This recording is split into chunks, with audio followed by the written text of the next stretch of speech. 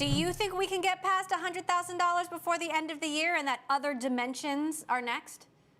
I would say that for most of the cryptocurrencies like Bitcoin, Ethereum, the more stable ones, we definitely seen a trend where they grow year over year. And sometimes they grow faster than others. Sometimes there's a bull market, sometimes there's a bear market. In the bear market, a lot of interesting things are being built, and that basically facilitates a new bull market. So yes, I think we are still in the bull market. I think that we can see above 100K by the end of the year. So I would be bullish on that as well. Welcome back, everybody, to Altcoin Daily, where you subscribe for a video on cryptocurrency every day. My name's Austin. That was, of course, Michael Groninger, CEO of heavily respected data analytics firm Chainalysis, saying that based on the data, he could absolutely see a $100,000 Bitcoin within these next few months. And in today's video, that's exactly what I want to discuss. I want to share with you the latest news on Bitcoin, on Ethereum, on BNB, on ICP, on Stellar Lumens, and much more. Like always, check the timestamps down below in the video description, hit like, and let's start with our top story of the day. Twitter has now began testing a feature to display both Bitcoin and Ethereum addresses on user profiles. If/when this is ever fully implemented, this will be crazy bullish. And I say that because Twitter has over 300 million active users on its platform.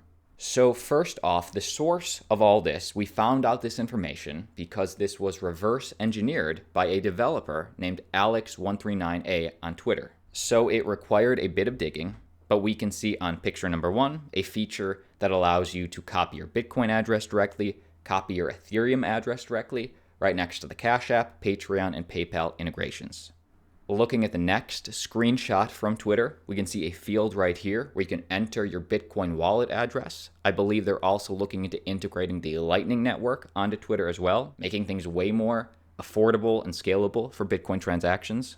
And then the third and final picture, a field to enter your ETH address on your Twitter profile. If you hold Bitcoin, if you hold Ethereum, incredibly bullish for the viability of these two networks. Now, keep in mind, just because I always want to be realistic with you, this isn't finalized yet. They are still just testing it. So I'm going to have to keep looking, finding the latest information, and the minute I find something, I will make a video, I will let you know. Now, let's keep going and talk about the latest news with other altcoins. Because whether or not Bitcoin hits $100,000 this year, we do want to stay informed on what's happening with these other projects. Binance US could go public in 3 years. That is a direct quote from CZ. So just to get specific, Changpeng Zhao, CZ, CEO of one of the world's largest crypto exchanges, Binance, says its US affiliate is eyeing an initial public offering within 3 years. The direct quote is, Binance US is just going to do what Coinbase did, by following in the footsteps of Brian Armstrong's exchange. And this would obviously be a big green flag for the BNB token, considering that regulators around the world have been eyeing Binance. The move to go public would be a boost for the embattled Binance brand, with several countries having announced investigations into or published warnings against Binance. Now, will this happen? Won't this happen specifically within 3 years?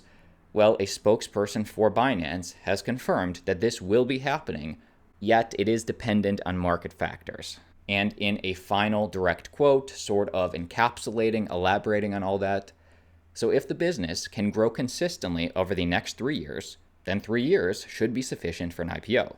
If there's a prolonged bear market for, I don't know, maybe 3 or 5 years, then it may be a bit longer. And obviously, we are just specifically talking about Binance US. As for the parent company, Binance, well, earlier this year, the CEO said parent Binance has no plans of going public, citing comfort with its overall growth and cash reserves. Give me your thoughts down below. Me personally, I doubt the regulators at this point would allow Binance, the parent company, to IPO anyway, but in terms of Binance US, I'll keep you updated. And next piece of news for altcoin ICP, Internet Computer to release their own 10,000 free NFTs in a debut drop. Dfinity's clown-based collectibles are seemingly inspired by musical duo Insane Clown Posse and the early NFT project CryptoPunks. Here is a picture. These are the sort of CryptoPunk clown-esque NFTs they're dropping. And if you like ICP, you'll like this. In a direct quote, "We are incredibly excited for the launch of ICPunks on the internet computer. The NFT space is moving at such a rapid pace, it's amazing to be a part of it. We have a lot of plans for ICPunks, including an NFT marketplace. This is the first step towards that." Just as a reminder on what ICP, what the Internet Computer Protocol is, Internet Computer is a cryptocurrency token, ICP, that allows users to build applications, websites, and digital services. So it's like an Internet Explorer, or it's like a Google Chrome, only this would be a decentralized protocol controlled by the token holders. In a final direct quote on why they chose ICP to launch off of, as opposed to Ethereum, as opposed to Solana or Polkadot, why are they choosing Internet Computer to make NFTs? Well, we have been following Dfinity's work since 2017. We believe the Internet Computer is the best solution for NFTs. One of the benefits of the Internet Computer is that all information is stored on-chain. There is no need to use IPFS or dedicated web services to host images. It is truly a decentralized NFT solution. So give me your thoughts down below. ICP, definitely something to keep on the radar. And next up, major piece of news if you hold Stellar Lumens. The Stellar Lumen Foundation is meeting with the country of Ukraine. Check this out. Today we welcomed Ukraine President to Silicon Valley and discussed the Stellar Development Foundation's ongoing support for Ukraine's digital economy.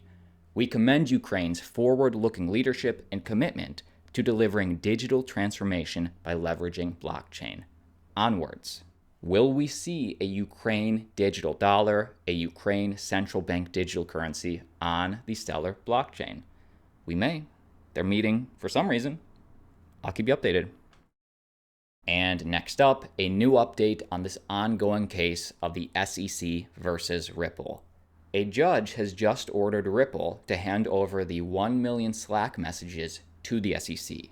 So Ripple is now required to produce terabytes of Slack messages to the SEC, which were previously withheld due to an apparent data error. So we did cover a bit of this story a week ago. The SEC was wondering, Ripple, why aren't we getting all that data? We've asked you for all those messages. Where are they? And they said, oops, sorry, I guess it was an accident. And now a judge has just ordered Ripple that you have to turn in those messages. Despite Ripple's protestations that complying would cost them up to $1 million, the judge deemed that the messages were critical and unique evidence for the SEC's ongoing case against the multi-trillion-dollar company for selling what they think are unregistered securities. It is going to be very interesting to see what is in those messages, what Ripple didn't want the SEC to see, and the SEC contended that Ripple's failure to produce the complete Slack records was highly prejudicial, given that those messages that the SEC had received showed the remaining would be highly relevant.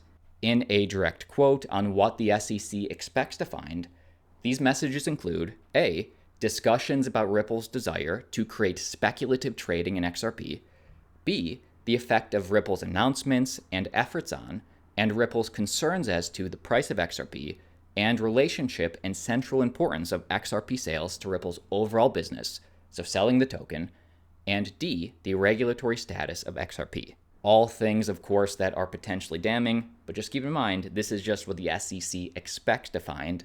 Ripple has their own story, so I'll keep you updated.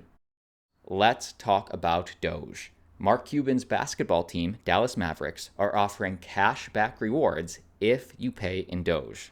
So essentially, they're paying you to pay them with Dogecoin. That's how much Mark Cuban wants your Dogecoin. The rewards program is dubbed Mavs Cryptomania, and customers who spend more than $150 worth of Doge in one transaction will receive a $25 e-gift card that can be used for online purchases in the Dallas Mavericks shop. The program is set to run until September 30th, and at least at the time of writing, right now, you would need to spend at least 505 Doge, $150 worth, in order to receive that e-gift card back. Now, question for you. Why is Mark Cuban putting a time limit on this of just 30 days? Why is Mark Cuban attempting to accumulate as much Dogecoin as he can just until September 30th? Is he trying to accumulate low and sell high? Does he think at the end of this year, Doge may be a lot higher? Give me your thoughts down below. That is the video. My name's Austin. If I missed a piece of news, let me know. I do want to know. But like always, see you tomorrow.